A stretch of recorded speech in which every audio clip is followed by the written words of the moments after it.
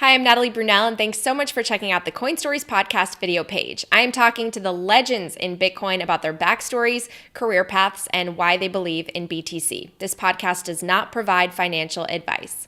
This episode is brought to you by the Bitcoin Conference 2022. It's going to be held in Miami next year, April 6th through 9th, and it is going to be a 4-day amazing festival with 2 general admission days, an industry day, and Soundfest. Tens of thousands of people will make their way to Miami, and I wanted to share some photos from the 2021 conference because that event is one of the reasons Coin Stories took off, and I was able to secure such amazing interviews with legends like Michael Saylor. Now, you want to get your ticket pretty soon because hotels are booking up fast. I know I recently just booked. So head to b.tc/conference to get your pass and use Coin Stories as the code for 10% off.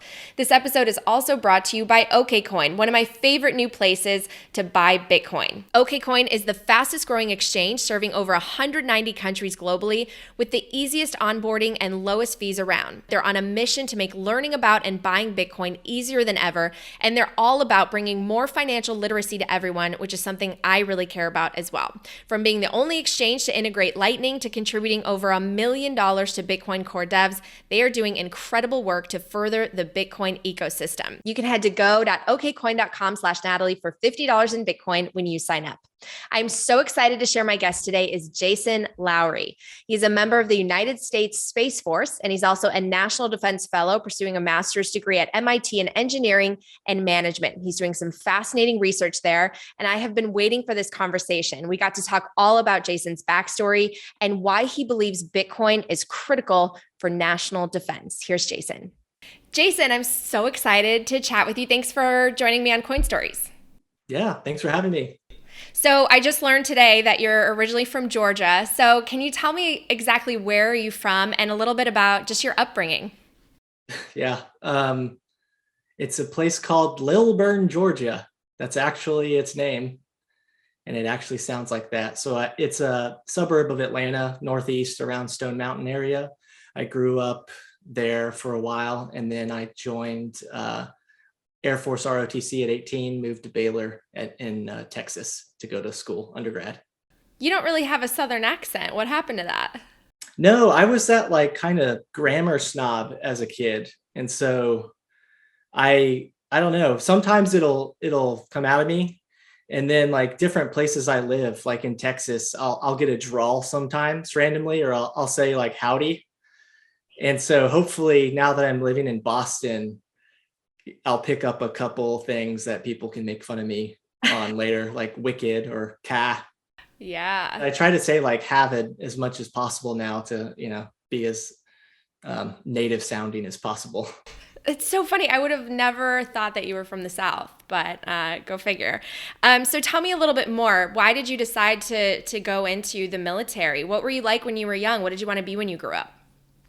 Um, I was like the, typical high school nerdy kid. I was the band nerd. The band nerd? Yeah. What'd you play? I was the cool band nerd. I was the drummer. So, you work your way up the ranks through drumline. My senior year, I was the drum captain, which is like band nerd heaven, I guess. And then, So you went to yeah. band camp? You didn't go to space camp? Well, so I did both. I went to space camp like 4 times. Did you really? Oh yeah. Oh yeah. Well, it was in Alabama, so it was only like 4 hours away, 4-hour drive, 2-hour drive, maybe less. I can't remember. It wasn't far. But yeah, I was like into all that stuff. I was technology, band nerd.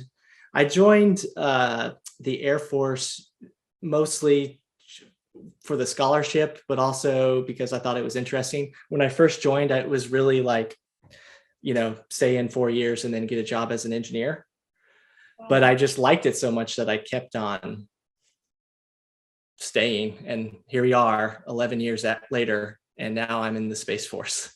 Wow. Were your parents in that kind of industry? Was your dad like an engineer, aeronautical, something, military, anything?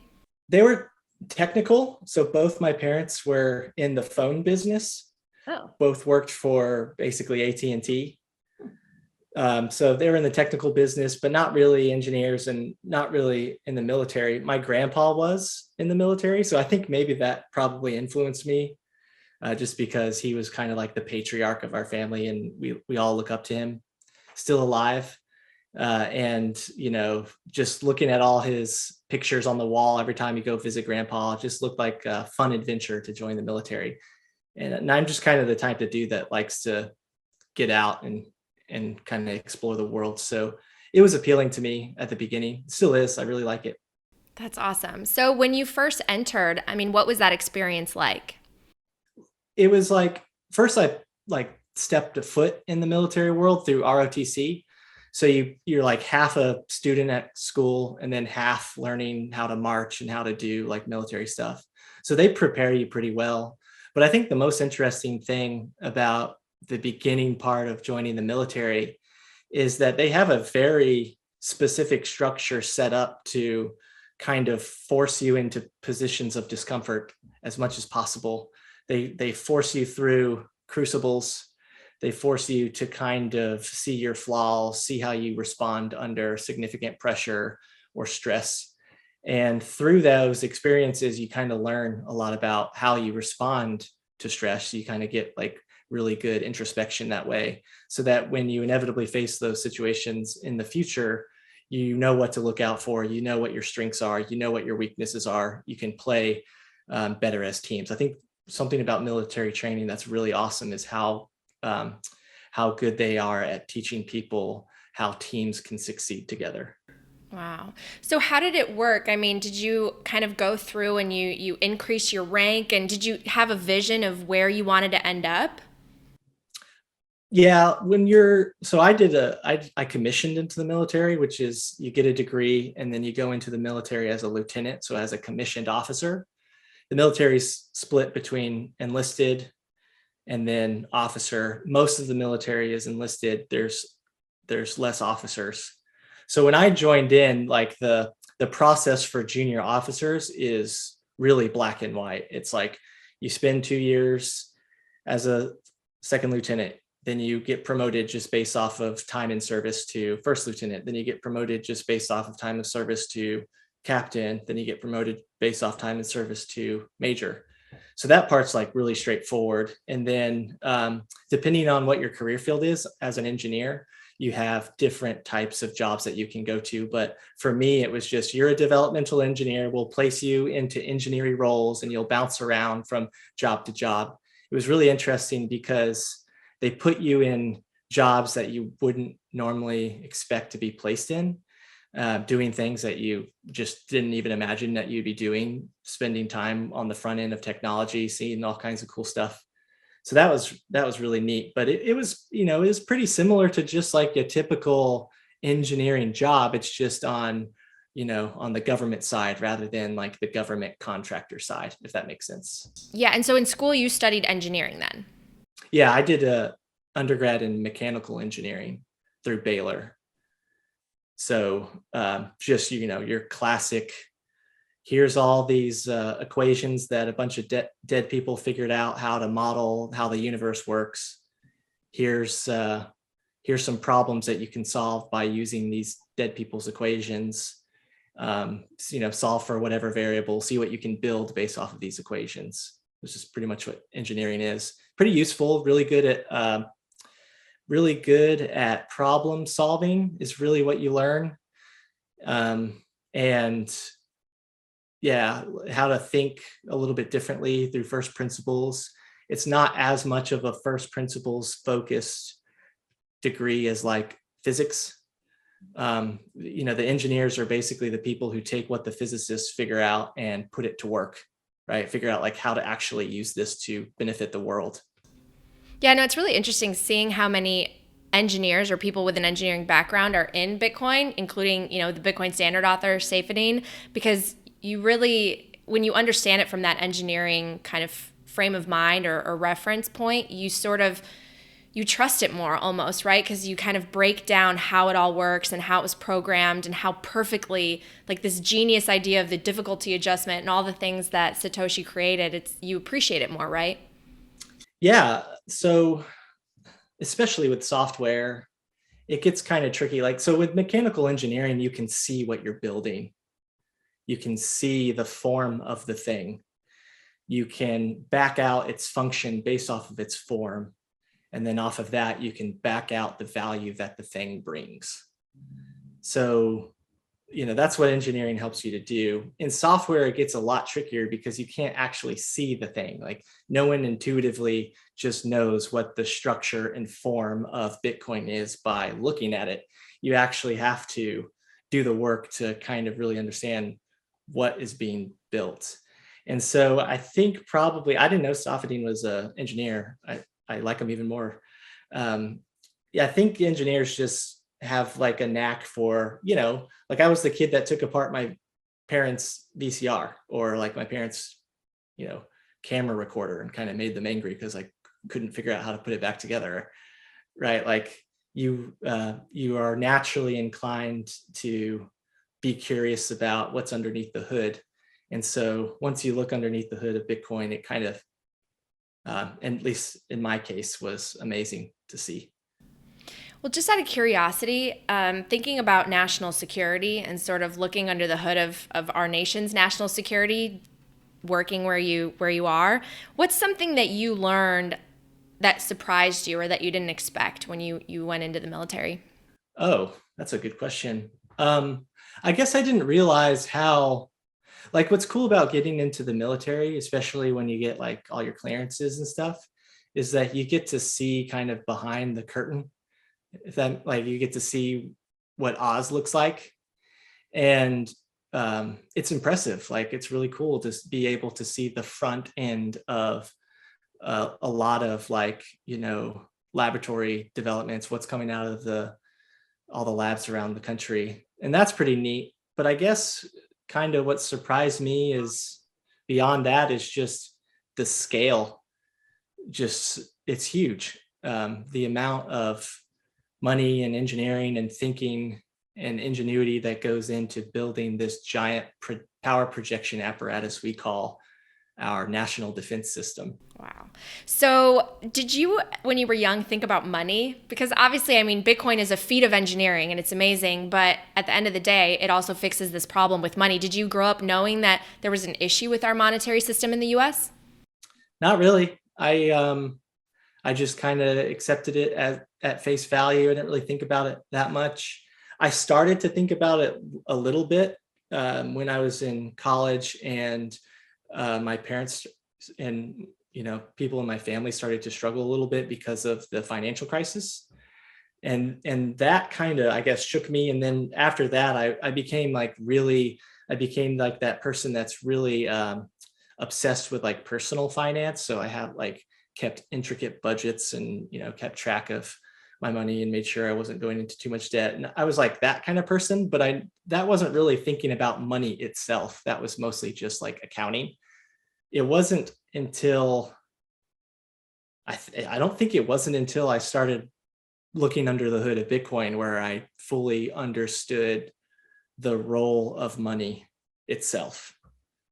Yeah, same here. That's so funny. I have a very similar background. My family also, they actually lost everything in the financial crisis. And it wasn't until I understood and learned about Bitcoin that I understood what the heck happened with everything.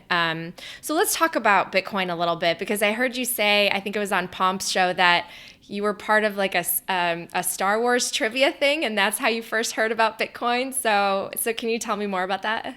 Yeah, I mean, it was just a simple little Star Wars trivia night at the local bar. I was hanging out with my friends from high school. I was visiting from whatever job I was working at the time. And like, as the cool nerd, Natalie, from high school, right? As the captain of the drum line. I had a lot of other nerd friends, and these people are like, they were like always on the cutting edge of whatever new tech came out. Like, they were think of like, your hackers, right? It was this types of people. Really respected their ability to identify tech trends early. And so I was sitting next to one of them, and he was telling me about Bitcoin. He was explaining it. He was explaining, how it worked and stuff. And I was interested in it, but I didn't think it would work because I thought the government would ban it, or I thought that I was still under the impression that like somehow someone's going to figure out how to dilute this thing, because I ran into that problem as a 14-year-old, playing video games. I used to convince my parents to give me money so I could go buy credits, so I could go on my, MMORPG, to level up my character, right? I used to get like all my friends, even all my drumline friends, in on the same game. We'd be in on the same clan. We would develop power structures in our video games. But the stuff that we would buy would get diluted, right? Like you think that you just got the coolest whatever you got, like the newest sword. But then over enough time, everyone's got the same sword. And so, you just have to keep on pumping money into this game, right? And so when I first heard about Bitcoin, I kind of thought it was like the same thing. It's like, okay, some people have figured out how to create and money. It's a digital currency, just like what I was used to growing up in my video games. But I didn't think it would succeed. I was very wrong, as I think a lot of people in my shoes were. And that's just kind of something you have to accept and move on with. So what year was it that you first heard about it versus when you first maybe bought in and started to go down the rabbit hole, realizing that maybe you were wrong about your first impression? I don't remember what year specifically. I remember it was $300 is when I first heard about it. When I first started buying it, it was 2017. It was like around $1,000. And so I've been dollar cost averaging from that point, substantial portions of my military paycheck that entire time, this whole time. And so, yeah, I mean, I kind of missed out on, I guess, 3x, 4x almost, but you live and you learn. So what got you down the rabbit hole? What information did you find? What resources did you look at and read? At the time, we didn't really have the Natalie Brunells out there. We didn't have the Safadines. We didn't have the Breedloves. We didn't have the Giga Chads. We had, I want to say, we had Antonopoulos. He was probably the most influential during that year. I actually signed up, like I actually got in trouble. I actually, okay, so 2016, 2017, the FUD is still, this is the stuff that's used for criminals, right? Like this is the stuff that foreigners use. So when I'm disclosing to my security office that I'm buying a bunch of Bitcoin, I have to disclose it to them because it's technically considered a foreign asset. And when I'm like enrolling, when I'm basically paying, the University of Nicosia to take an online graduate class on how Bitcoin works from Antonopoulos, I have to disclose those things. Oh, wow. Yeah. And so I was actually placed under investigation and almost had my security clearances revoked for how much Bitcoin I was buying. No way. So no one else was like, yeah, I have some too, or, the country has some? At the time, I knew plenty of my peers that were buying it, but like the people who were doing the investigations didn't understand it and they were pretty condescending at the time. So it was satisfying 4 years later when you're required to also report sudden affluence. And so I got to send them a letter and let them know, hey, like I remember being investigated and I remember the investigator literally saying these words. She's like, I don't understand that computer stuff because I have a life. And so that was satisfying to let them know 4 years later. She's probably an anon that's trolling you on Twitter or LinkedIn now. Yeah, maybe. I mean, or you know what she's doing? She's buying a bunch of alts right now. Yeah, mongoose. Wait, so what was the investigation like? They just asked you questions? Like, was your job in jeopardy at any point? Yeah, I guess. It was. They basically recommended I don't do that anymore, that I get rid of my Bitcoin. And I told them, you'll have to fire me before I do that. You don't understand what you're saying. Wow. Fortunately, they actually did not remove my clearances. I was fully transparent with everything I was doing. And they're like, okay, noted. And now it's not really an issue. People don't really talk about it. And pretty much everyone I know, my peers, all own Bitcoin. So it's just one of those things. Like, this comes up a lot with like any new technology. It starts off kind of misunderstood, I guess you would say. In this case, I think that's still very true. And, maybe we can continue to spread the message and let people know that, like, no, this is not something that just criminals use. So at what point did you start to think about Bitcoin and national security and sort of how it could really protect us in the future? I mean, right now, what I find so interesting about Bitcoin is it's literally under constant attack. It's under constant cyber attack, and it's growing more and more resilient every single year. And I think that's amazing. I think this is probably true for a lot of people. When we're reading how Bitcoin works, how the protocol works, we look at it kind of through our lens of expertise. So finance people look at it through a finance lens, whoever looks at it through a whoever lens. I'm a military guy. I look at it through a military lens. And so, when I looked at it, I saw something completely different than like what I guess, your typical Wall Street trader would think. I saw, and I know this sounds crazy, well, I guess let me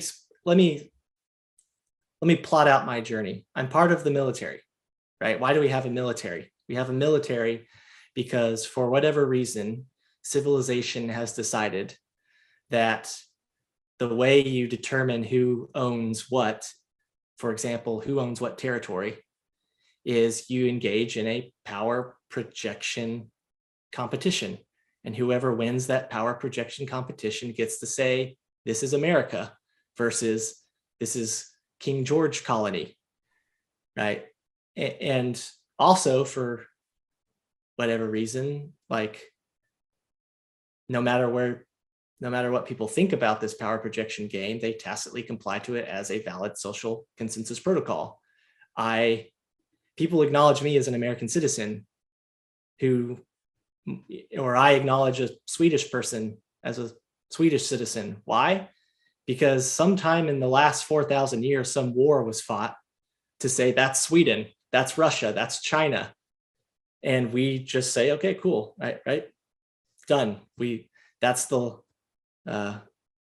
what that country is called. It's the same for all resources. It's the same for all contracts. All contracts are derived from laws. All laws are derived from a war that was fought to legitimize that law. And that's why we have militaries. That's why we nominate people to engage in the power projection competition. There's ways to get people to cooperate. Civilization can cooperate at massive scale. You can give them a carrot and you can say, hey, if you cooperate with me, you'll benefit. But you also can give them a stick and you can say, hey, if you don't cooperate with me, this will be expensive for you. If you just use the carrot, then you invite a third party to come in and take your carrot, right? Like, if you don't have a navy, you're going to have a pirate problem. If you don't have a if you don't have a standing military, you're going to have a Genghis Khan problem. You're going to have a Roman Empire problem. You're going to have a British Empire problem. You're going to have a Western colonialist arriving on the East Coast of Northern America problem. That's why you have militaries. They make it too expensive to change the state and chain of custody of whatever you claim you own. By the way, you only own anything insofar as you can defend your ownership of the thing. There's no distinction between nature and physics on who owns what. The only way you really own anything is if you can defend anyone from taking that thing from you. And then, for whatever reason, civilization has decided that it's okay. One of the benefits of this power projection game is that if anyone in charge or anyone who's writing the ledger of ownership decides to be oppressive with that power, decides to impose a 25% tax on your tea, then people agree that it's fair play, fair game to enter into a kinetic power projection protocol and into a power projection competition to countervail the control authority of the oppressor. So when King George was kind of overstepping his bounds on our property rights, we started to play that kinetic power projection game with them. We won the kinetic power projection game. Now we say what we own. Now we say what America is. Now we say what the rule of law is. Now we say what contract law is for us. And so, this is something that I understood before learning about Bitcoin. I also understood that, I'm the engineer. I understand how technology plays a pretty significant role in this power projection game. When new technologies emerge, you don't really have an option to opt out. Like, it's not really a negotiation. So, when humans started using spears, like if you want to engage in the power projection game and succeed, you need to also have spears. Like the Schelling point is all the humans have spears. When they've got bow and arrows, the Schelling point is bow and arrows. When some guy named Orban figures out how to make iron cast cylinders and fill one in with gunpowder and put a stone in it and shoot stuff instead of making a trebuchet or a catapult or a ballista, the Schelling point is everyone needs cannons. When warships are created, the Schelling point is everyone needs warships if they want to play this power projection game and succeed and defend what they claim to own. When machine guns are invented, the Schelling point is everyone needs machine guns to play this power projection game, to defend themselves, to countervail the control authority of oppressors if they merge, to achieve consensus on the legitimate state and chain of custody of property. When airplanes are invented, the Schelling point is everybody's got to use airplanes. When battleships are invented, Schelling point is battleships. When intercontinental ballistic missiles are invented, the Schelling point is if you want to defend your country, you better have some intercontinental ballistic missiles. You better have some submarines. When nukes are invented, the Schelling point is everyone who wants to defend their state and chain of custody is you got to have nukes. When, drones are invented and clusters of drones start fighting each other, that's the Schelling point. What do you call a bunch of clusters of drones fighting each other? You call it battle bots. What do you call battle bots in orbit? You call it Space Force. What do you call battle bots? A cluster of drones that instead of engaging in a kinetic power projection competition, they engage in an electric power projection competition. That goes by a different name. It's called Bitcoin. Yeah, that's what I was going to say. I mean, all of a sudden we're transforming the kinetic power projection to electric, and that's going to be so important in the future as I think the warfare is going to be more digital as opposed to physical, right? The best thing about warfare is that if an oppressor emerges, citizens can take arms, they can engage in kinetic power projection, they can countervail the control authority of the thing that's oppressing them. That's how you achieve what is called a permissionless control structure over your property. If you do not have the freedom and ability to take arms, to engage in a kinetic power projection competition, to countervail the person who's controlling the state and chain of custody of property, you by definition are not in a permissionless control structure. You have to rely on whoever's writing the ledger. So we play that game. Humans have mastered this game. We're so good at this game that we forget how good we are. Like, I'll ask you a question. Where do cows come from? Cows? Yeah. Like, what are cows? Like, how did we get to cows?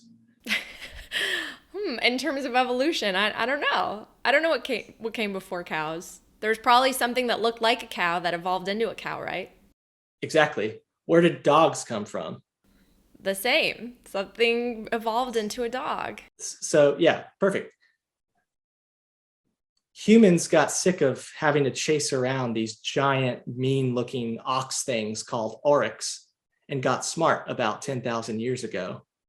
And instead of hunting them down, they captured them, put them in like a, cage, and they bred them. They killed the mean ones, bred the passive ones, killed the mean ones, bred the passive ones. Did this for 10,000 years until you don't have any mean ones left. Mm-hmm. You've You got the golden retrievers. Yeah. Humans are such effective predators that we genetically enslaved oryx into cows to become what are effectively passive meat bags that we then kill and serve to people on steaks. Most people who eat that delicious steak don't even think of where that steak came from. Most of them haven't even killed anything.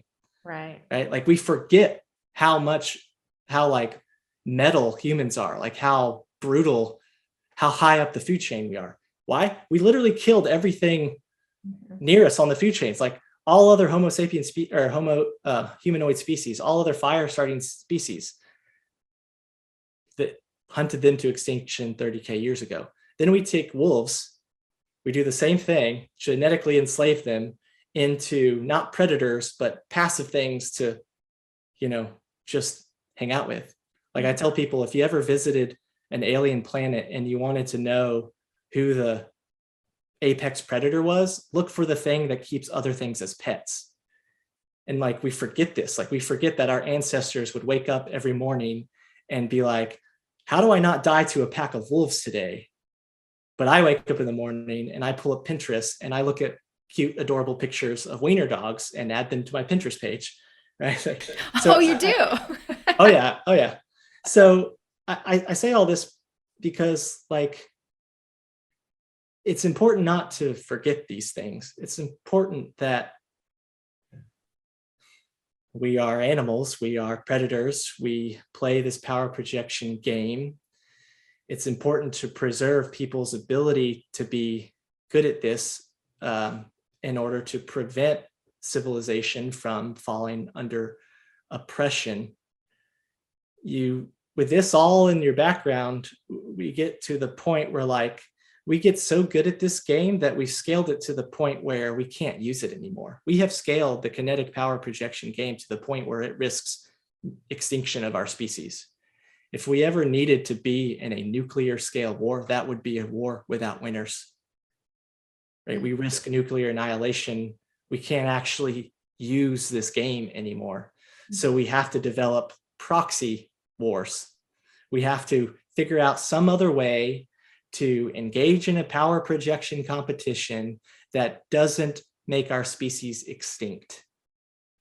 And you can do it two ways. You can continue to play the kinetic power projection game, which is effectively going to be clusters of drones fighting each other in like the skies above us. First of all, it'll be human out of the loop probably for the most part at a strategic level. Like it'll be missiles fighting drones or drones with missiles fighting other drones with missiles, right? That's the end state of if we continue this kinetic power projection game. That scales up to nukes. There's no way, like if we were engaging in this cluster of, drone cluster fight and we lost the drone cluster fight, okay, we'll use our nukes to defend ourselves. Like we're basically in a stalemate. Humans are predators. Humans are really good at this kinetic power projection game. We've established this consensus protocol. It's worked for 200,000 years, at least for humans. It's worked for 4 billion years for animals themselves. But it's stalemated. We can't use it anymore. It's too powerful. Kinetic power projection through nuclear weapons is too dangerous. That's bad, right? Now we don't have the ability to countervail the control authority if an oppressor emerges. If King George starts taxing us 25%, how do you countervail their control authority? You don't. You can't, right? If China starts doing oppressive things to their citizens, how do you stop them? it's hard, right? It's become very expensive. So what is Bitcoin? Bitcoin is the same game. It's the same power projection protocol we've been using for thousands of years and that animals have been using for billions of years. But all it does is, I mean, if you're going to have a proxy war and you're going to have clusters of drones fighting overhead with the humans out of the loop, why do you do it kinetically? Why do you do it in the sky above you? Why don't you just put those drones on a rack and make the power projection game an electric power projection game? Humans are still out of the loop. Humans are still watching drones fight each other. The result of that fight is no one has to bleed. The result of that fight is infrastructure isn't destroyed. The result of that fight is energy becomes cheaper and more abundant for everyone. The result of that fight is we still get to achieve consensus on the legitimate state and chain of custody of the underlying property that's being fought over. The result of that fight is if an oppressor emerges, we still have the ability to countervail the control authority. You know, the results are better in like every possible way. So like, you know, this is what I'm thinking when I'm reading about Bitcoin. I'm thinking this is the future of warfare. This is a promising future of warfare where service members don't have to fight over monetary property anymore, at least not kinetically. So can you be a little bit more specific? Because I find this so interesting, the idea of Bitcoin as its own military system. We saw China basically say, all right, we're nixing the mining. I think they made the stupidest decision, honestly, by allowing the West to sort of take control and set a precedent for the rest of the world. I mean, how would Bitcoin fight a war? Let's say, you know, China, which by the way, is obviously, as you know, developing these very sophisticated missiles. And I think that they're trying to become more and more insular as an economy. I mean, if they were to emerge as a real threat, a real military threat in the next couple of years, how would Bitcoin fight that? I think a useful way to think about it is there's different types of property. There's physical property, now there's digital property. Physical property includes stuff like land, water, oxygen, space itself. And, you know, to preserve a permissionless control structure over physical property, you have to have some type of systemic control structure with some type of consensus protocol. That is what warfare is. Warfare is a control structure over physical property. It's good for all the reasons I said before, namely the permissionless piece. We don't have to ask permission for China, from Russia, from North Korea, from Iran. We have the kinetic power projection capabilities to make sure we don't have to ask them for permission. So that's cool. In digital space, but before I go there, I would consider contracts to include fiat, a physical property, because the control structure over it is still physical power projection, kinetic power projection, I should say. Okay. Now we figured out a way to create a digital property. It's pretty cool. You solve the Byzantine generals problem. You partition its state and chain of custody off across the distributed ledger. That's pretty sweet, but you still need some type of permissionless control structure over it. You need the ability to achieve consensus on its legitimate state and chain of custody. You need the ability to countervail the people who write the ledger if they start to become the bad guy. You need the ability to defend the underlying property against some type of denial of service attack. So in the physical property world, we use physical kinetic warfare to establish a permissionless control structure over physical property.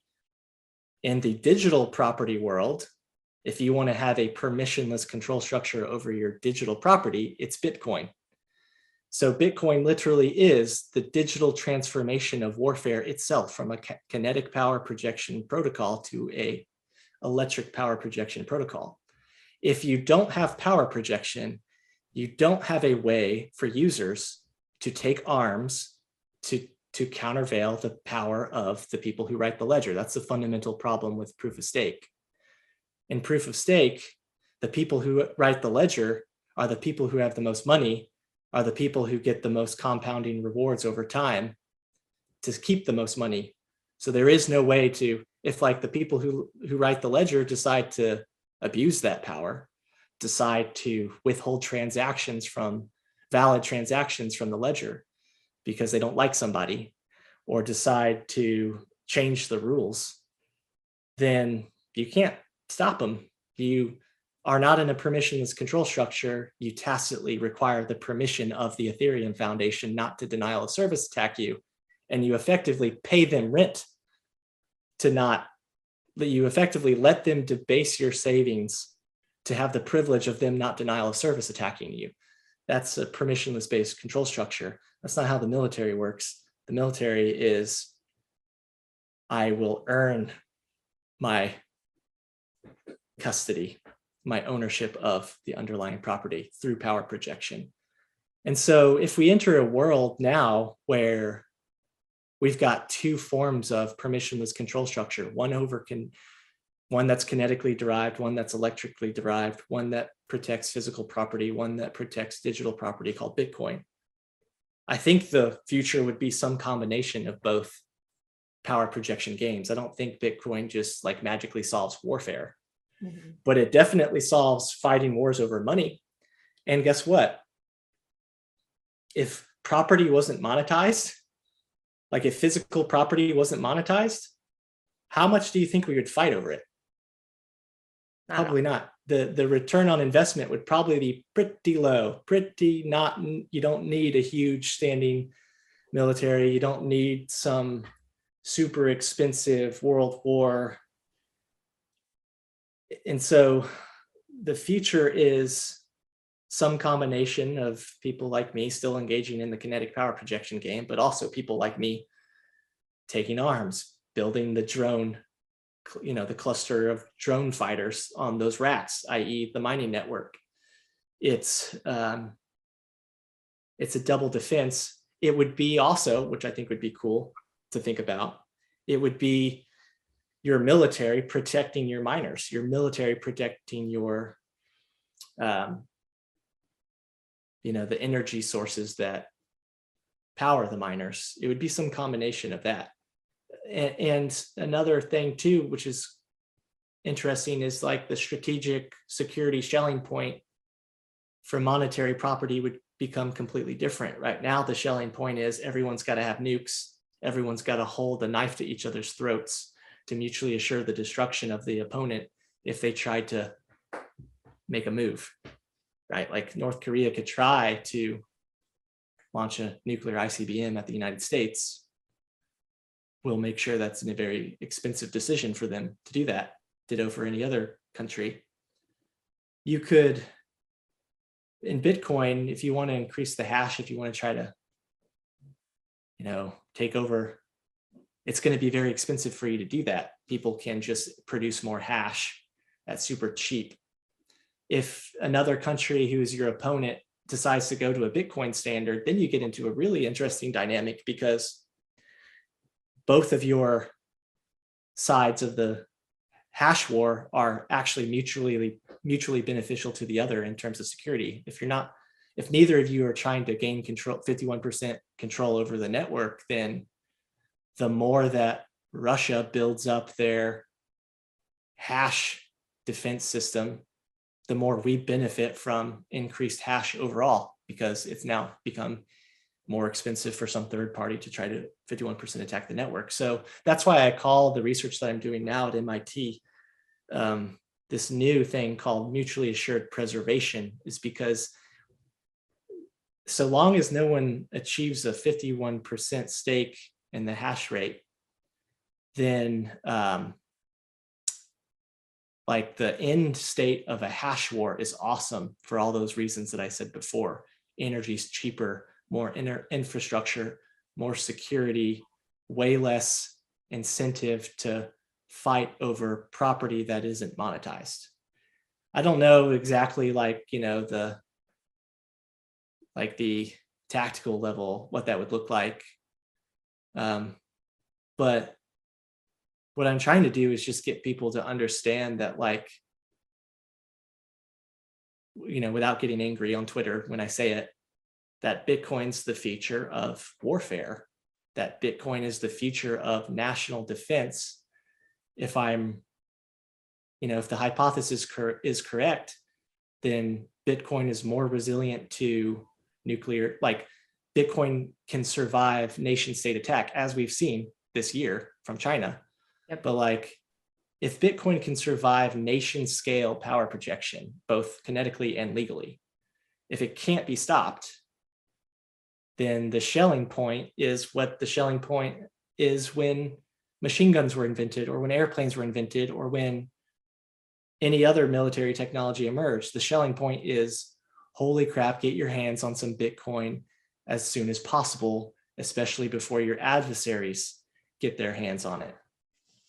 So basically, are you saying that in order for the US to remain this military superpower that it is, it has to acquire Bitcoin? Because I want to hear a little bit more about your research. One of the things I found really interesting is you talked about this concept of Bitcoin creating frenemies, right? Because it is decentralized. The US is not going to control Bitcoin. It can certainly buy up more than El Salvador has, but no one controls Bitcoin. So you have this, what you talked about, this sort of mutual system where we all protect the network, but that means you're also protecting your adversaries and your enemies, right? So how does that all play into your research?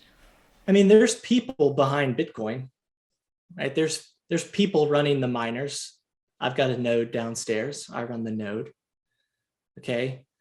There's a constitution in Bitcoin. It's written in C++. There's people who agree that this rule of law written into C++ is legitimate, and we volunteer to run that software, open source software. We volunteer to assign some monetary premium to that software. It's got no other use really beyond that, at least not Bitcoin, nothing that compares. And so it's still people.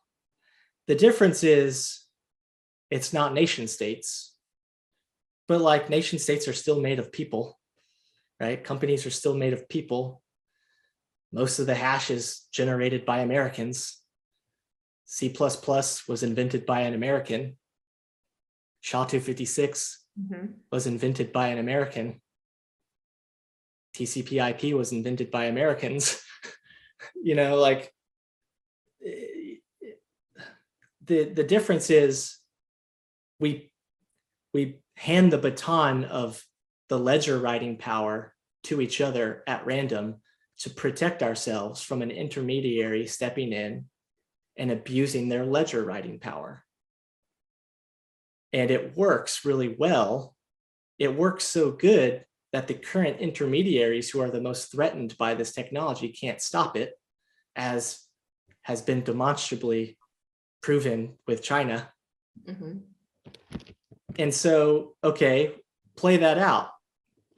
Bitcoin's essentially a badass defense system that's stopping some of the world's most powerful country, or that's preventing denial of service attacks from some of the world's most powerful countries. It's in everyone's best interest to protect their monetary property.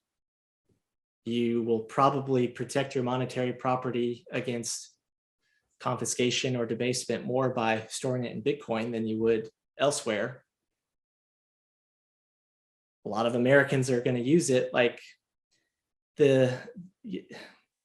Something that I think, because I get this a lot. Yesterday I was called a traitor for supporting it. Because right now the intermediary is the United States. So if you support Bitcoin, which is still, pretty dang American, I don't know why. The point is,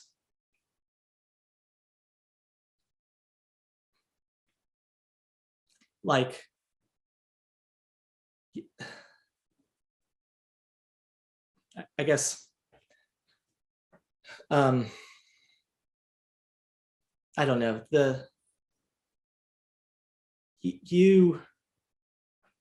in security is a tricky thing. It's not okay, I'll just be blunt. I'm trying to like dance around the thing. Don't dance around it. Okay. Be blunt. It's not a negotiation. Right. Bitcoin is not a negotiation. Mm-hmm. If I can project the most power, I don't need your permission. Right. If a bunch of people will project power on my behalf, I don't need your permission.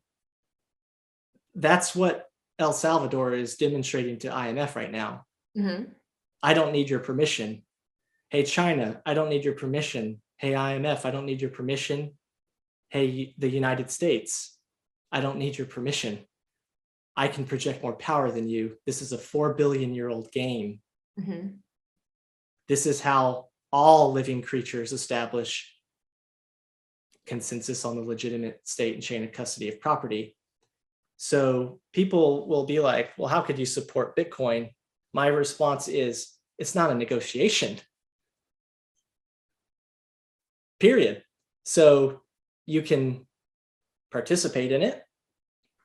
It's volunteer code. You can volunteer to assign monetary value to it or not. That's your call. Choose wisely. Consider what the future will look like. It will probably involve a lot of Bitcoin in the world. Mm-hmm. It will probably involve a lot of people using Bitcoin. Bitcoin is a supply capped commodity. If you buy it now, you benefit disproportionately more from the productivity of other people who use Bitcoin in the future. This is a national, so I might be wrong. Maybe it is possible to stop Bitcoin. Maybe it's not, maybe it is a negotiation. Okay, true. If I'm not wrong, what if Russia figures this out first? What if China figures this out first? Yeah, they made a stupid mistake, but like they also burnt their merchant fleet. But they have a pretty badass Navy now. Like they figured out they made the mistake. They figured out they need a Navy. So they eventually built it back. What if China figures out, holy crap, Bitcoin is military proof technology. If I use it to defend my monetary property is as close to invincible as anything that's ever existed. That's bad, right? Like, because eventually we're going to have to use it. And now they have way more Bitcoin than we do. And we just forfeited the next 300 years or more. The only way to get our Bitcoin back is through productivity or whatever. So like my position is, if I'm wrong, like let's say we get the United States to add Bitcoin to their treasury. If I'm wrong, the United States printed some money to buy a piece of technology that they didn't need. Okay. It maintains its military dominance. It maintains its USD hegemony. It maintains everything it needs. If the people who criticize me are wrong, we just burnt our merchant fleet. We just forfeited the future to the next person who's going to figure out what they own. People are figuring it out. There are countries now using Bitcoin as, keeping it on their treasury. This is, if I'm right, Bitcoin is the most path dependent, like the most brutally path dependent, no second chances technology ever created. I turned down Bitcoin at $300. That is a painful thing to have to reconcile. Luckily, I got it back. I'm like good now, but there's no going back.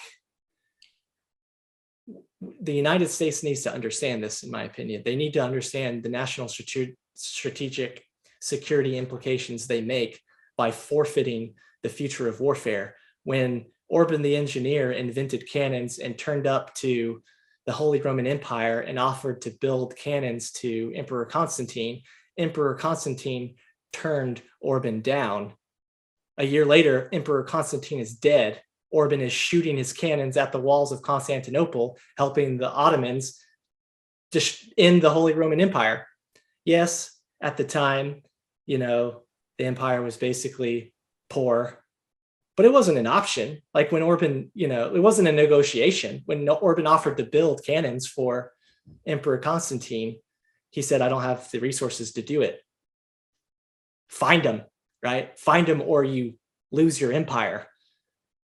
Now, for that into the future, Satoshi Nakamoto, the next Orban, turns up to the world, says, I figured out the new badass defense technology. I'm willing to build it for you, the United States. If you turn Orban down and you're the richest country, imagine what people will look like, what people will think about that 600 years from now, like we do when we look back at the end of the Holy Roman Empire. They're going to probably think it was a pretty stupid decision. So, for the sake of the if it is true that Bitcoin is the digital transformation of warfare, what could be more important than buying Bitcoin? Well, let me ask you something, because, the SHA 256 was invented by people in the military, right? And us on Bitcoin Twitter, we're not the only ones privy to information about this technology. We're not the only ones who could read the Bitcoin standard, right? So you mentioned earlier the idea of clearances. I know that they're super important when it comes to the agencies within the military. Is it possible, and do you think that the US isn't being as forthcoming as well, I mean, I think most of us know that there are things we don't know about what they're doing. But as far as Bitcoin, could they be accumulating and we just don't know it? I know that people have sent out FOIA requests about how much the US owns, just at least in civil forfeiture, and they won't answer those FOIA requests. So do you think it's possible that the US is accumulating, we just don't know it? TCP/IP started out as top secret technology developed by DARPA. SHA, secure hashing algorithm, began its life as top secret technology developed by the NSA. Maybe they are. I don't think so. And even if I did know, I couldn't tell, but I don't know. If I were the king, like if I were running, that's what I would do. I would buy as much as I possibly can covertly, as fast as possible, based off of what the people who are in control of the military say. I don't think we are. I think that's pretty much the whole point of my research here, is I'd like to present the case that maybe this thing might, it might make sense to buy some in case it catches on. is my thesis. Well, can I talk to you a little bit about this drawing that went viral? I'm going to share my screen here because I just find this to be so great. Can you talk a little bit about this? Sailor obviously reshared it, right? And I think people find it to be really, really interesting, but maybe some are like, can you explain it? Like from you drew this, like, can you just talk about this drawing? I go to a restaurant, I eat a steak. The reason why that steak exists involves some blood. I walk around in a country that I call America. The reason why that country exists involved some blood. I'm surrounded here in Boston by cemeteries and the graves of people who died in the Revolutionary War. Your land, right? The reason why you can say your land is your land, your house is your house, your contract is your contract, anything that you claim to own.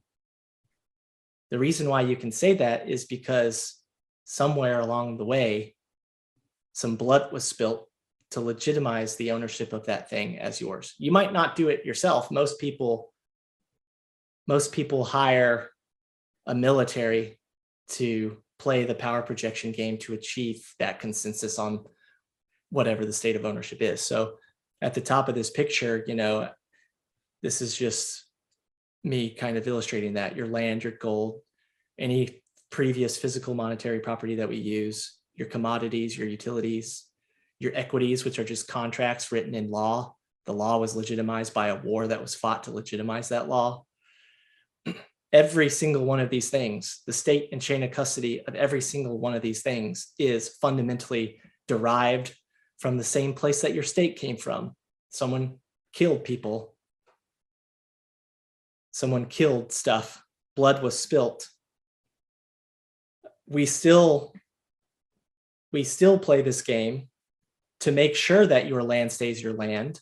We still put service members in harm's way to defend that land. When you pay your taxes on your house, you're effectively paying for the defense of your house, right? If you don't, if the electricity goes out and you pay the electricity bill, but when the electricity goes out, you notice, you learn real fast that there's electricity. Your internet goes out, you learn real fast, yep, you're paying someone for your electricity. The septic tank breaks, you learn real fast, you pay people to maintain or to, basically reduce the amount of poop that you have to see in your life. You get invaded, you get someone put a gun to your child, right? Does something awful, use some type of violence, you get reminded that you're paying for people to prevent that from happening. So we can never forget this. History says what happens to people who forget how the ownership of anything comes to be. They become owned by something else. They lose their permissionless control structure over property. Property is only your property insofar as you can defend it as your property. It doesn't, at least for money, if we figured out how to create a digital form of property and we monetize that, but we preserve a permissionless power projection control structure over that property, we completely eliminate the need to shed blood to achieve a state and chain of custody over that property. To me, it's so straightforward. And me and my peers we are the ones that you're paying, right? We're the ones who don't always come back when we're downrange or we're at whatever we're doing. And so, why do we play that game? And so, the second half of this graph is we can choose to demonetize every form of existing property that has preceded it, and then park that monetary value in Bitcoin. We can defend it with electricity instead of bloodshed and still achieve all the greatness that we get from the traditional game, the greatness being consensus, the greatness being ability to countervail the control authority over oppressors. And so I would love to live in that world. We can't eliminate warfare altogether. People, there is a physical state of some property that you can't stop valuing.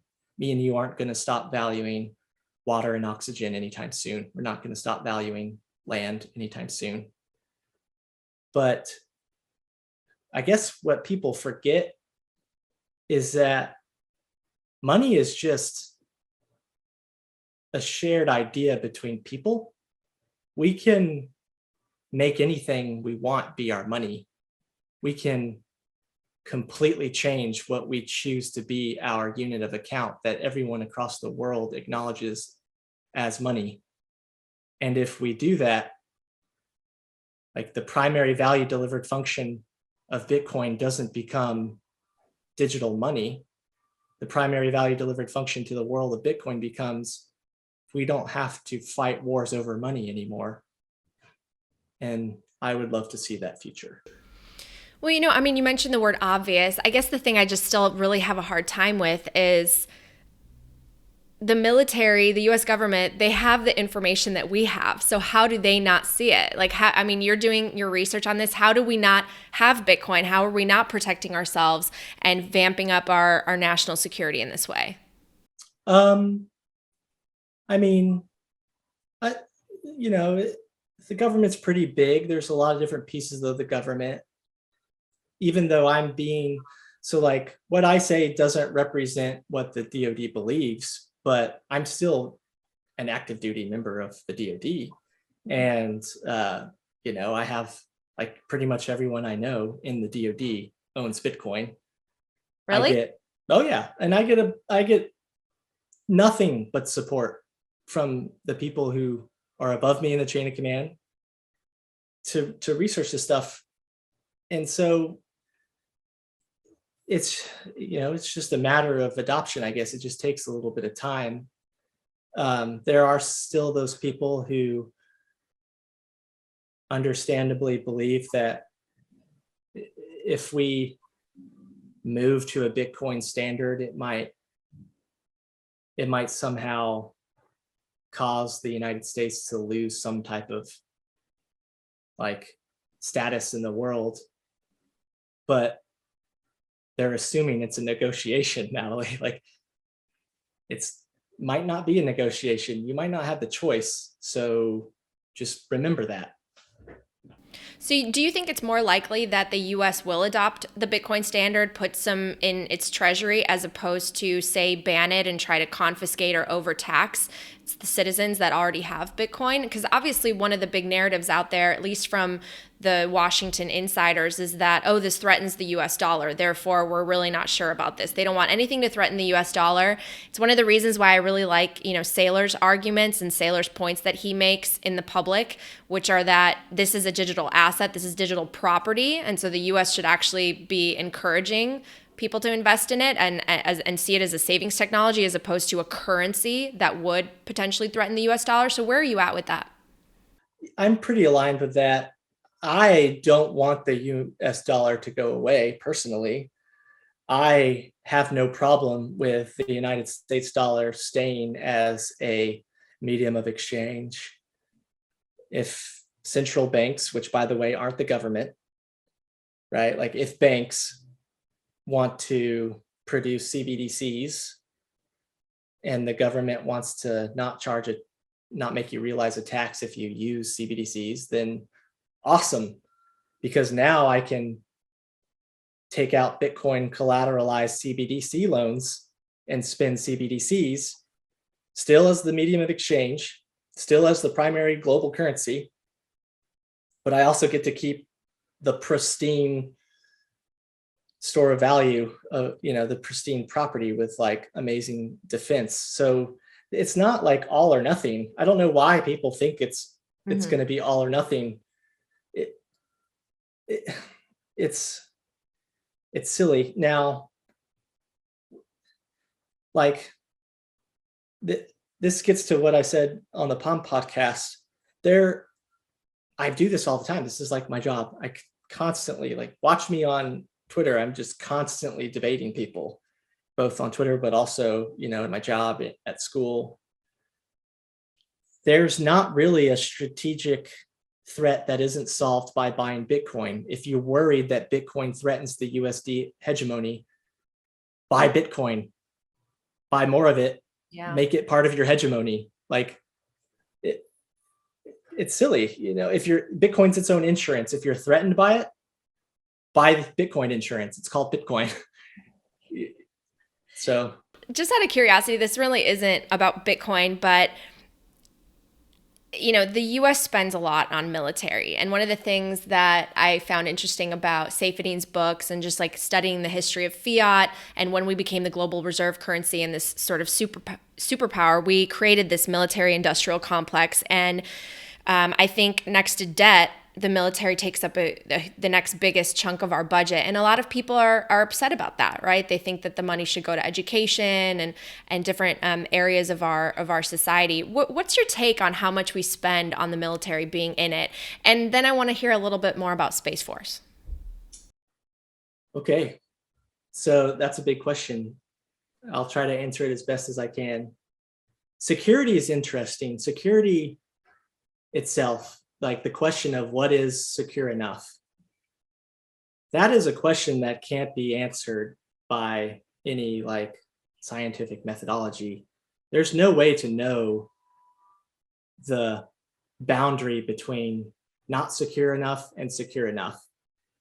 There's no way to know what amount of spending is the difference between not secure enough and secure enough. The only real way you can know if you're not secure enough is the ugly way, right? Like, until you lose the war, you won't know if you're secure enough, or you won't know that you weren't secure enough. And so, like, man, the question of what is the appropriate cost to spend on military defense, people can argue that for 100 years and won't get an answer. I just know what happens when you don't spend enough on military defense. And so, but also, like, I totally agree. Yeah, it's getting super expensive to defend stuff, especially our monetary property. Like, the cost of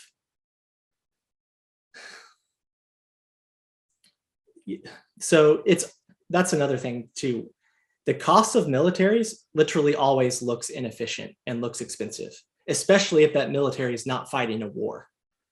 Okay, so if you go back 1,000 years ago, the societies that raised the standing army that just sat there and did nothing, yeah, that's going to look pretty silly. That's going to look pretty inefficient until the Mongolian horde arrives. And then you'll be thankful that you spent all that money on a standing military. It's the same deal with, like, the energy looks inefficient.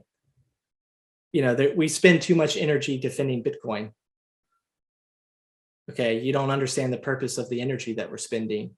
Right. You don't understand. But, like, I totally agree that a great way to reduce the amount of money that you need to spend monetary property is to use Bitcoin.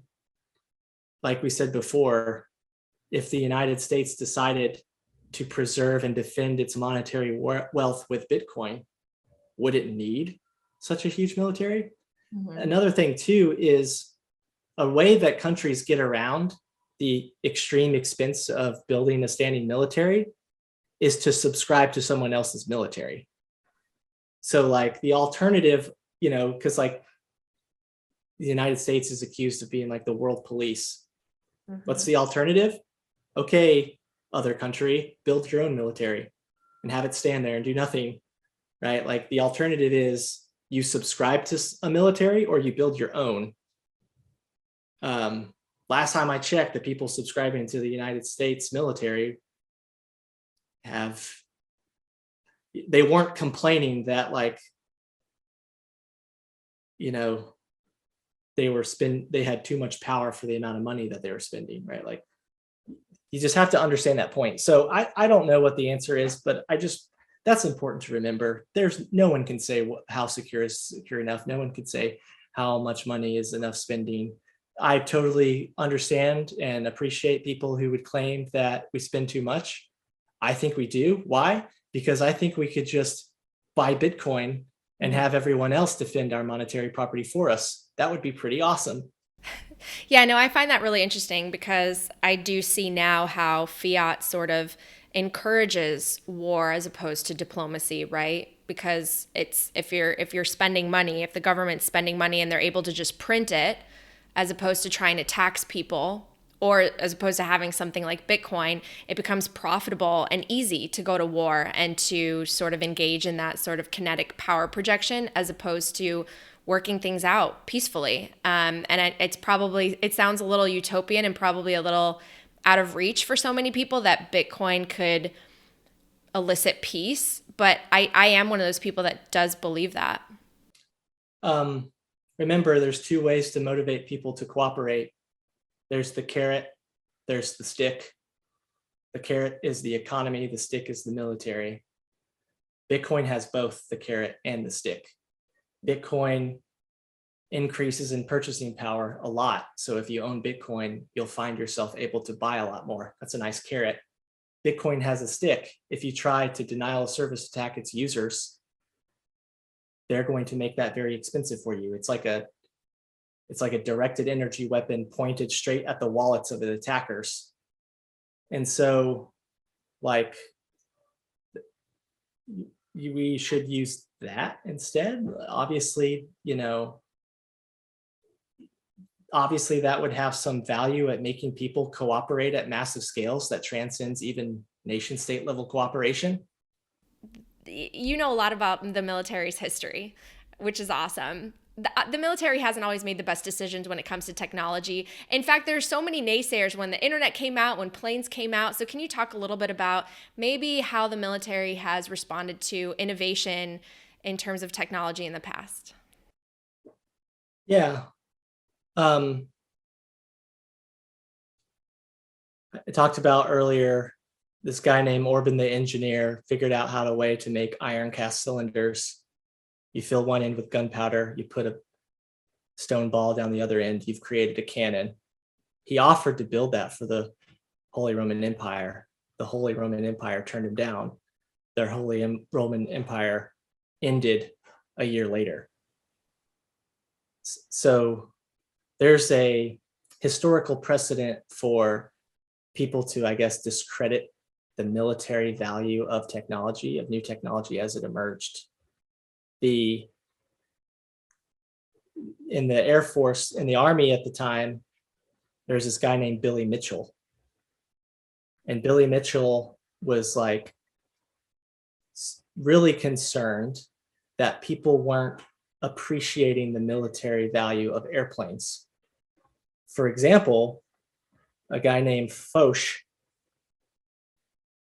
the Supreme Allied Commander of World War I, so like, someone of significant military presence and agency, when he first looked at airplanes, he said, quote, "They're interesting toys, but they're of no military value whatsoever." Unreal. When Einstein, after like a decade after he was the Nobel Prize winner in physics, he said, quote, it was basically, "I see no reason that nuclear energy would ever be obtainable." When he wrote the letter to the president saying, "Hey, we might have figured out how to create a chain reaction with uranium," it was essentially a mea culpa letter. He was basically telling the president, all those times that I said nuclear energy wouldn't be obtainable, I was totally wrong. We're on the verge of something special here. 4 years later, during the height of the Manhattan Project, the chief of naval operations and the chief, the most senior ranking official for the president said, quote, about the Manhattan Project, he's talking about the Manhattan Project, he said, quote, "That is the biggest fool thing we've ever done, and I speak as an expert in explosives." When Sputnik is launched, the leader of the FCC, Federal Communications Commission, the quote is effectively, "There's practically no chance that satellite communications will replace telegraph." So, there's a history of people discrediting technology as not having military value or not likely going to play out. And we have been lucky enough to be able to correct it, but not always. So for example, when Billy Mitchell got demoted, he would constantly vocal about his discontent that the United States was investing so much in battleships, that they didn't understand the importance of airplanes. He even they took a captured German ship and he did like a demonstration of how you can sink it with a much cheaper, much smaller airplane, just to prove how effective these devices could be. He ended up getting demoted, leaving the military, dying of natural causes. When Pearl Harbor happened, when everything he predicted was right and airplanes proved their capability to sink ships, he was posthumously, so after he died, he was given his rank back. Wow. We made these mistakes, but we had enough time to correct for them. Mm-hmm. That's not if Bitcoin proves anything, it's you hesitate a single year, it will hurt. Like we hesitated a couple years and we're basically acquiescing and getting, at least in my case, because I turned it down at $300. Like it hurts. Okay, so what if Bitcoin really is a vital self-defense technology that's resistant to nation states? What if Bitcoin really is not a negotiation if you want to be able to defend your wealth in the future for all people, up and including and especially nation states, especially central banks? What if China figures that out, right? Like they burnt their ships in the 1400s because they burnt their ships. The West was able to colonize North America, not China. China had a good 100 years on the West. If they hadn't burned their ships, we would probably be much more knowledgeable about Chinese history in the United States. So, and they figured it out, right? They now have a Navy. They figured out that was a mistake. You probably shouldn't burn your ships. They just burnt their ships again, but China's very authoritarian, which means they can pivot fast. So they can just basically tell their whole country to shut up and color. They told them to shut up and color. They told them to kick out all the miners. What if they figure this out? What if what I'm saying is true? They figure it out. I'm concerned that because they're able to pivot so fast, they could pivot fast back into Bitcoin. They could stop letting people like export their miners to other countries. They could reestablish mining, maybe even a nation state sponsored mining campaign. They could buy a crap ton of Bitcoin, right? They could do that faster than it would take Americans to figure out that like Bitcoin isn't an interesting toy of no military value whatsoever. Bitcoin really is the future of defense, and we should take it extremely seriously. I'm concerned about that. Virtually all new technologies that disrupt the profession of warfare start discredited. We have a history of it. We've been able to recover fast enough. Please, please take it seriously. So let me ask you something. What's your question about Bitcoin? I mean, you do all this research and you debate people online and you're so articulate about your views on how this could really transform national security. What's your question about Bitcoin? What's something that you maybe are unsure of or somewhere that you want to do more research? Is it a national strategic security imperative? Yes or no? Do we have to buy it for the sake of national security? Yes or no? That's the fundamental question. And then all my research does is use system theoretic accident modeling and processes and system theoretic security analysis developed by MIT and security experts around the world to evaluate that question. Is there a framework for looking at our current monetary system, comparing it to the architecture of Bitcoin, comparing it to the architecture of militaries, comparing Bitcoin to the architecture of nation states and all the other national security, defense networks out there? And with this framework, let's ask that question.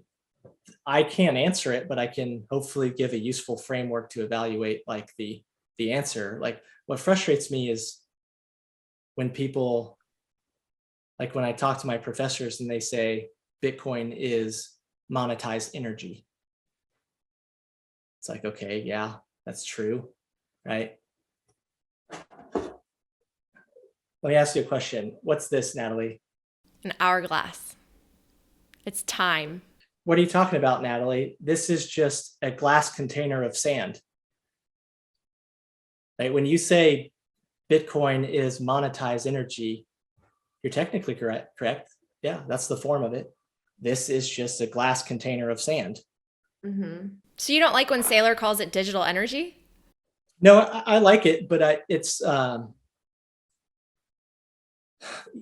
guess all money is a, this is going to sound super dorky, but you asked the question. Money is a battery, right? Money is stored energy. Money is human potential energy. Mm-hmm. If I want a human to do something for me, I give them a little bit of money, I get the potential energy from that human back. All money is quite literally potential energy. We use different batteries. We can use gold, we can use fiat, we can use time partitioned energy on a blockchain. That's technically true. And I am the biggest, just like everyone else, I'm a Giga Chad fanboy. But I think it undersells the value of Bitcoin, because if Bitcoin is digital energy, monetized energy, what's Dogecoin? Dogecoin is just as good, right? It's interesting that you say that, because I actually, just over the last couple of days, I've been telling people that I think that Bitcoin is like a supercharger for your money. Essentially, like if you were to plug in your money, the US dollar, which is just being inflated and debased away, Bitcoin is the ultimate charger, right? To give you that long lasting power. And people, I don't know, Yeah. I guess you can connect to that metaphor a little bit. Yeah, I agree. People are charging the battery. The battery has zero path loss, but like at the end of the day, back to why I showed you an hourglass. By the end of the day, the primary value that this piece of technology brings to our lives has nothing to do with the fact that it's a glass container of sand. It transcends the function. It transcends the form of the technology. The emergent property, the primary value delivered function of this device is humans now have a mechanism to measure time. That's awesome. The primary value delivered function, like, and here's another thing too. Bitcoin was created first, right? And then people are like, oh, wow, that's really cool. Check it out. They have this like glass container and you can fill it with stuff, right? We'll call it a blockchain. What else can you do with a blockchain? Well, I don't know. You could fill the container with water, right? Okay. If you're interested in, keeping time, and you're interested in investing in timekeeping technology, do you diversify out of this thing to buy this thing? Right? Like, you don't. It's the same form. It's literally just a container of something, right? This is a container of sand. This is a container of water. I changed the form a little bit. I can drink out of it. This is a container of garlic. I put a little jar on it. I can store. Why the heck do you have that? I came prepared. Also, I had a sandwich earlier. Right? This is a, Yeah. What's I this? get it. What's this? Is that an ornament? It's a container of a decoration, also called an NFT. Right? Like, people that say blockchain, not Bitcoin, are equal to people that say container of sand, not hourglass. Mm-hmm. No, I understand. You have to understand the primary value delivered function of Bitcoin to fully appreciate it. And so I'm tired of people, like you see me on LinkedIn responding to people in the government that are saying we need to use Cardano, right? Like, you need to understand the primary value delivered function of the technology. Right. Well, I'm going to start to wrap up, because I know you probably have to get going, but I just wanted to know, Space Force, it's like this new agency of the military that's going to fight battles up in space, right? That's essentially how people look at it. What's something that you want everyone to know about Space Force? I guess it would be just useful to like remind everyone how much they depend on stuff in space. The precision timing of all the networks that we use to sync data packets together comes from GPS. The satellite communications that we use come from GPS. The United States has satellites in space that like track heat signatures, right, to defend and protect people if there's a missile coming along. The United States, we've now got internet-based, like we had it for a while, but like we use, you can subscribe to Starlink now. Like space is really important for the commerce of all the world. It's equivalent to like the maritime domain. You want to preserve freedom of access and movement in space to support the future of commercial enterprise. The problem is we're so reliant on space that people are starting to learn that, like, if I want to disrupt battles that happen on the ground, then the choke point, the most vulnerable spot about all the technology that's being used to fight battles on the ground or defend people on the ground, is 36,000 kilometers above us, or 1 to 36 kilometers above us in orbit. And so just like we need Navy to protect the maritime domain from a maritime pirate problem, we're going to need a space force to protect against space pirates. I can't say that without smiling. And so that's all the Space Force does. It's to protect and defend the assets that we rely on in space. And I guess the one last thing I want to say is a lot of the systems that we use, the satellite constellations that we use, are run by people on the ground. So the fighting battles in space is probably not going to be the biggest deal that Space Force does. Space Force will mostly be supporting people on the ground who rely heavily on the assets that we have in space. So do you have any thoughts on Elon Musk, who's obviously a Bitcoin holder, and his Starlink project? And is that going to have a partnership, I guess, with the military?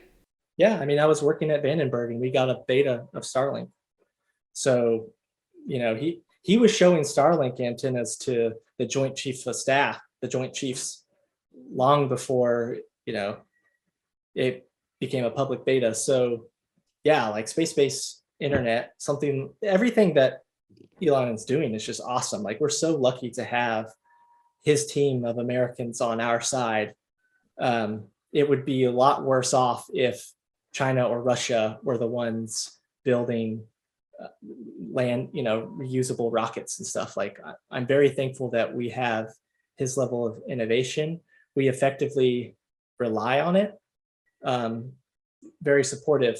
The only critique I have of like Elon is just the same critique I have to a lot of people. They don't understand the point of the energy being used in Bitcoin. Like, when you start saying that Bitcoin uses too much energy, that's the functional equivalent of saying your military is too powerful. It doesn't make sense. The point of Bitcoin energy is to defend the network. You want it to spend a lot of energy. The more energy it spends, the more expensive it is to attack the network. That's the most important thing. Dogecoin, okay, cool, but just remember the point of the energy. Fun fact, you mentioned the Joint Chiefs of Staff. I actually specialized in national security reporting when I was in grad school studying journalism. And I got to go to this really cool event with all the Joint Chiefs of Staff, and the Army General, Martin Dempsey, I think was his name. He sang the Johnny Was a Bullfrog song. What is that song? Yeah. Jeremiah was a bullfrog. Yeah, Jeremiah. I'll never forget that. It was like one of the most fascinating things, and I learned so much about the CIA and the different. I reported on different aspects of the military and some of the veterans that came back injured, and it was just really, really fascinating. So I wish I knew about Bitcoin back then. It was 2012, And obviously it was, and I never heard about it. It obviously wasn't a conversation, certainly not when it came to national security. I think actually it's a relatively new conversation that people are having, and you're one of the people driving it. So you must be excited. Not, I'm not the kind of person that really likes a lot of attention, and especially being in the military, that can kind of be one of those, the nail that pokes out the most gets the hammer environment. I started as me trying to get other people to explain the purpose of Bitcoin's energy usage more. That I was like pinging the big influencer saying, hey, listen, if you want to like bring up the appropriate counterpoint to the ESG FUD, point out how our current property is defended and say there is, it's worth every watt, because the alternative is people die for the defense of your property. But they weren't saying it. So I just I guess I have to be the guy that stands up and takes the spears. I was not expecting the amount of support that I got. That's something I want to make people aware. Like when I first got to Twitter, it was a little ugly at first, but it turned around really fast. And now like just everyone is so supportive. It's really humbling. It's really sweet. My goal is to eventually disappear and travel the world. And I don't do this. Like my Twitter's not monetized. I can't accept like gifts or anything. This is literally my job for the military. So, we can't accept gifts more than $20 or whatever. Like I definitely don't need the money, nor can I take it. So this is literally just because I truly fear that we might burn our merchant fleet, and I don't want that to happen to the United States. Yeah. Well, we're so lucky to have you. Your work is just incredible. Where I kind of want to end it, especially for the folks out there who are maybe newer to the space, one of the things I really want to do is help spread the message. I'm using my background, which is basically communications and journalism, to help the general public really understand. So, sometimes when I look at your posts, like your IQ level is up there, right? And so maybe for the average person, it's hard to understand some of your concepts and maybe they don't know it. So can you boil it down to me? I mean, if I were to be asked on a national broadcast about why Bitcoin is great for national security, or to kind of convey that energy use argument, can you kind of boil it down to something that really the general public, like a teenager, a fifth grader, could understand both of those arguments? Bitcoin is self-defense. Every piece of Bitcoin was built by the American self-defense industry, or at least the key components of it, TCP/IP, SHA-256, in the most beautiful American way. People are starting to use it to defend their monetary property, to defend their tea against King George. We should be highly supportive of that. Like, I can't think of a more American thing than that. And, if you want to like understand the energy bill that you pay, then what I always say is like, the power behind every bullet, every bomb, every ship, every sub, every tank, every truck, the heartbeat of every service member that we have, that is all measured in watts. We are spending watts to defend our property. We don't have to spend those watts and risk Americans dying to defend that property. We can just pay an electricity bill. I feel like that would be a better deal for everybody. So why don't we monetize the underlying property of this self-defense network? And by the way, it might not be a negotiation. And if it's not a negotiation and our adversaries move first, that's a dark future. I love that. That's a really great way to put it. Before I let you go, I have a question from my friend who's in the Marines. He wanted me to ask you, what kind of conversations are you having with general officers, policymakers, and decision makers? Because in my time discussing Bitcoin with higher brass, I've had limited success expressing the national security implications. First of all, I think that's the nicest question any Marine has asked me, the Space Force guy.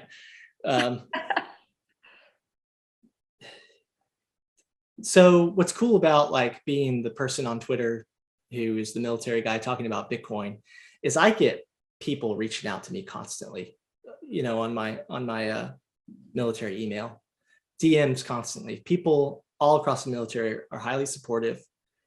I don't want to be there, I don't want to be like some military gatekeeper. I want them to express their opinions too. Everything that I have seen from everyone that I've talked to about Bitcoin has been, at worst, interested. They're just like, oh, interesting, explain. Or at most, like, hell yeah, this is awesome.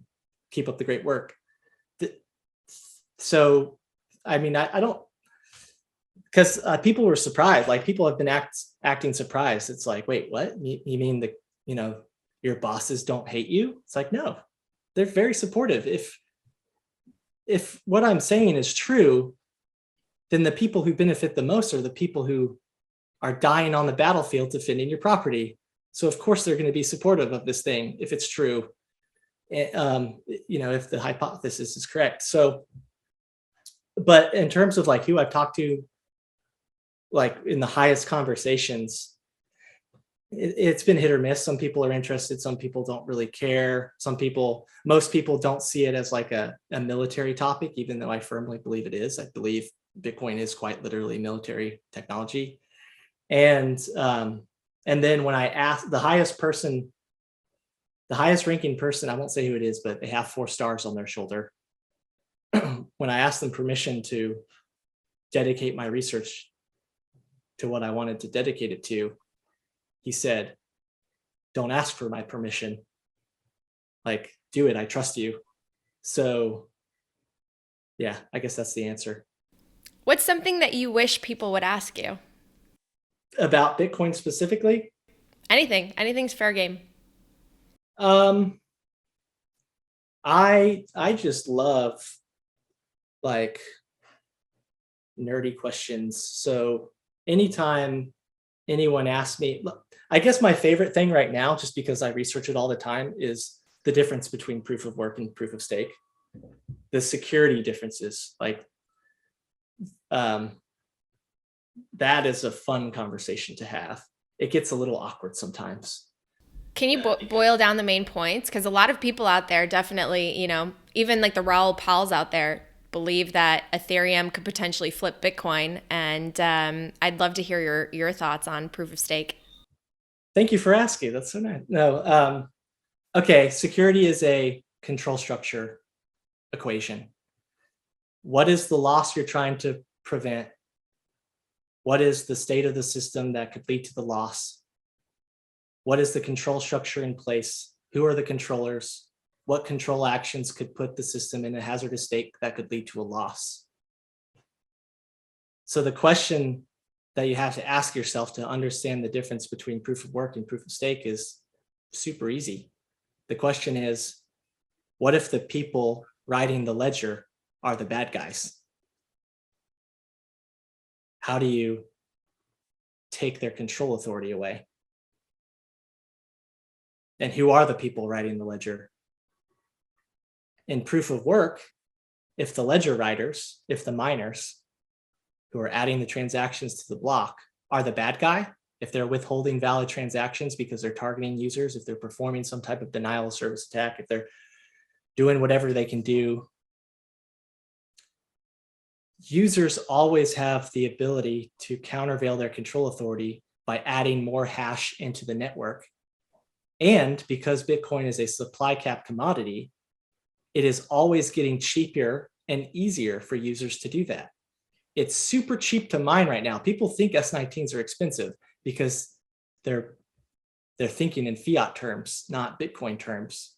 It's way easier. It takes way less Bitcoin to run an S19 miner than it did to run a dinky little USB miner back when me and you should have been learning about Bitcoin. So like, that's good. That's how you keep the system secure. That's how you protect yourself from if the ledger writers are the bad guy.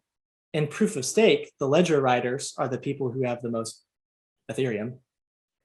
We'll just say Ethereum. In proof of stake, the ledger writers are the people who have the most Ethereum. They are given the most Ethereum in compounding rewards, which means as long as they keep their Ethereum staked, they're guaranteed to stay the entity with the most Ethereum. And so the only way you can't defend yourself from the ledger writer if they decide to withhold valid transactions. If they start mining empty blocks, blah, blah, blah, you can't countervail them. There's no way for the users to do that. If there's no way for the users to do that, it's a permission-based control structure. You tacitly must have the permission of the top stakers because you can't countervail them if they start to break bad. Okay, who's got the most Ethereum? We know who's got the most Ethereum. So that's all you have to say. Ethereum requires the permission of the Ethereum Foundation, right? And it's always getting more expensive. It always takes more Ethereum to countervail the control authority. So it's always getting harder over time, not easier over time. So that's all you have to say. Like, plot this forward into the future, 50 to 100 years. Do you think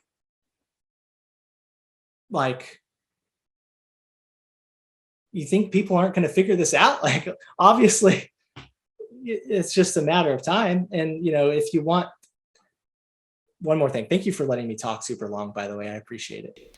Oh yeah. I don't like when people cut people off because especially, okay. I mean, you're really smart and I just want to soak it all in. So Jason, give it all to me. Like, I love it. Here's another question I wish people ask. Like, what's more important? Medium of exchange, store of value, or unit of account?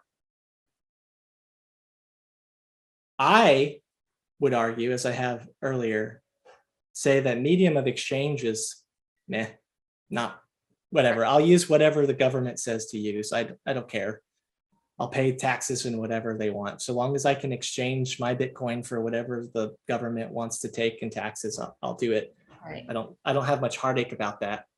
Efficiency and being able to move fast. Okay, cool. You can build whatever altcoin you want to do that. I don't think it's going to be better than Lightning, but okay, try. I mean, no harm. We're all tinkerers. Innovation is good. I got no beef with that. Store of value is pretty dang important to me. I don't want what I'm holding as my money to be debased. I don't want it to go through financial repression.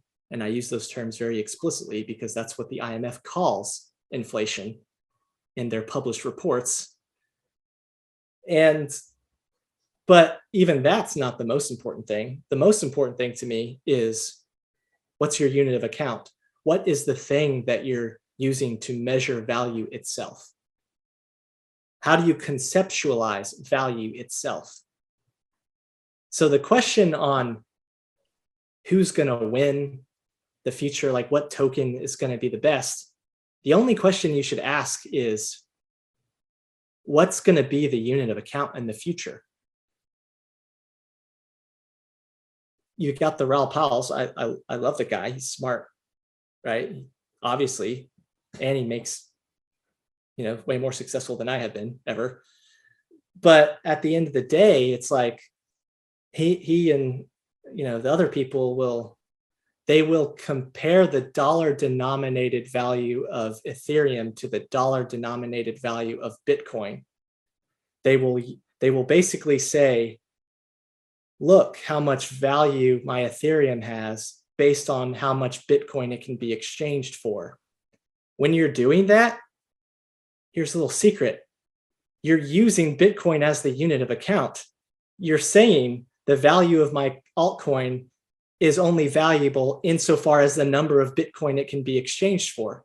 Right now, the conversion is being made in dollars. Eventually, if Bitcoin becomes the unit of account, if the dollar hyperinflates, then the dollar denominated cost of Ethereum divided by the dollar denominated cost of Bitcoin is 1. Everything goes to 1 using that conversion. It becomes a useless conversion. Then the only thing you have left is, crap, what's going to be the unit of account? It's already Bitcoin. Altcoiners are already comparing the value of their Bitcoin insofar as the number of Bitcoin it converts to. The market has already decided Bitcoin will be the unit of account. If you own the unit of account, you own a little piece of everything. If the value of everything itself is measured in Bitcoin, then if you own Bitcoin, you own everything.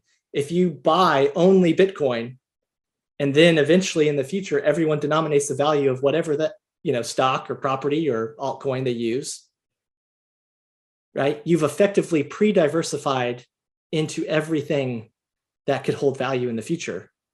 So that's the question to ask, is what's going to be the unit of account in the future? And I have a feeling it's going to be the thing that's most secure. I have the feeling it's going to continue to be the thing that everyone else is already still using as the unit of account to denominate the value of their altcoins. I love it. I love the passion. And it's so funny because even the people that I've been talking to recently who are in the space of just investing in other altcoins, they admit that a lot of it they're using just to make a huge profit to put into Bitcoin. So I've got no beef with that. I have been able to increase my Bitcoin stack by taking ERC20 tokens, stable coins, I can't get I was denied for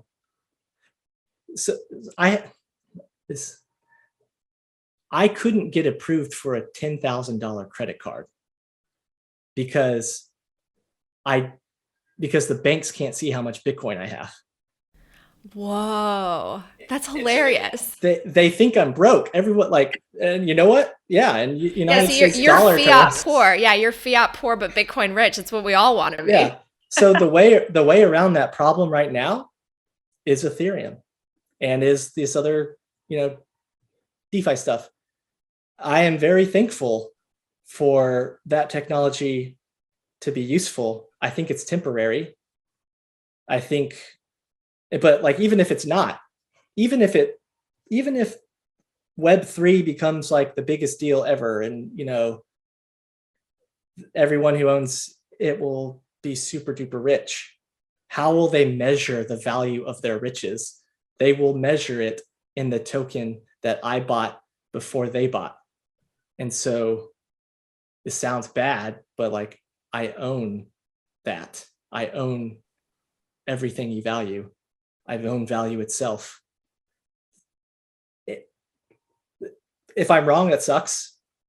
If I'm right, then I don't have to guess. I don't have to speculate on what's going to be the most successful technology. I don't have to figure out what's going to, is it going to be, whatever hamster coin versus Ethereum coin versus whatever. I don't have to play that game. I just have to sit and wait, because I know that whatever wins will denominate its value in Bitcoin, will use its market dominance to buy Bitcoin, to increase the value of my Bitcoin. So that's all you have to do. That's all you have to think about. What's the unit of account? What's going to be the unit account? What's going to be the most secure thing to use as your unit of account? Proof of stake isn't the most secure. You're entirely basing all of your wealth. You're paying a rent to an organization that can't be overturned if they decide to abuse their control authority.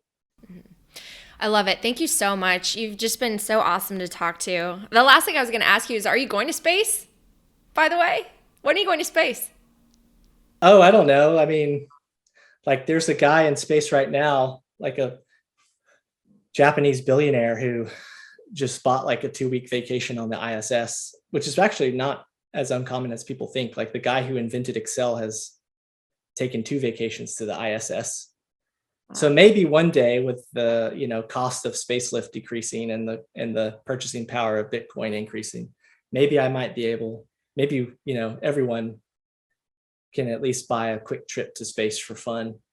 We'll see. There probably won't be a lot of human, like Space Force soldiers, guardians in space, except for those that would support like our civil partners like NASA. I mean, it's not like the, Netflix show Boots on the Moon where we're carrying like machine guns on the moon. At least not anytime soon. So we'll see.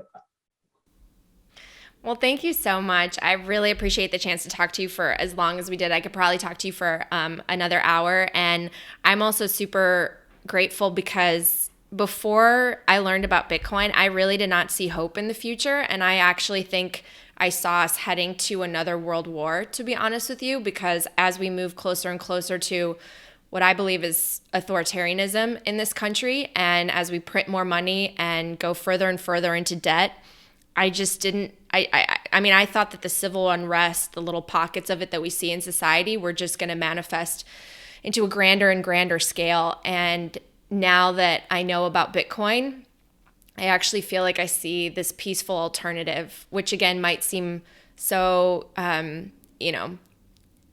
like happy-go-lucky, overly optimistic to some people, but I feel like with Bitcoin as a potential alternative to how we protect our borders, how we protect our nation in the future, I see a future of possibility and hope as opposed to warfare and uncertainty.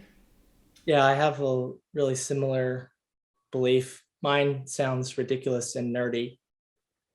I said it on the Pomp show. When money collapses, when other issues happen, when an oppressor emerges that you can't overthrow, there's only one way to settle, like the way that you would regain consensus on the legitimate state and chain of custody of whatever territory is going to involve bloodshed. But with Bitcoin, it doesn't have to. And so the nerdy analogy I use is like life figures stuff out. Life figured out that like if you want to achieve consensus on which animal gets what territory, what mare, what food, life will evolve weird mechanisms. They will grow protrusions out of their foreheads called antlers, and life, multicellular organisms, will clash their antlers together to settle the dispute. And humans didn't have that option until Bitcoin. We have figured out a way. I think this is a once in a species evolution, maybe once in a 4 billion year evolution, once in a history of life evolution, where we have figured out an alternative to kinetic power projection to settle the dispute. We have as I say, our digital antlers. Humans are growing their digital antlers. And it's like, whatever nastiness we get into the future where we have to solve a dispute, if it pertains to money, which is probably what it will most likely pertain to, or monetary property, thank goodness that we have identified, some of us have identified the mechanism that we can settle that dispute. It's going to be a lot better. I am very much looking forward to the future. Well said. Thank you so much, Jason. I really appreciate it. I hope I get a chance to talk to you again soon. Yeah, this was great. Thank you so much. I know we talked long, but I'm a long talker. I appreciate you indulging me.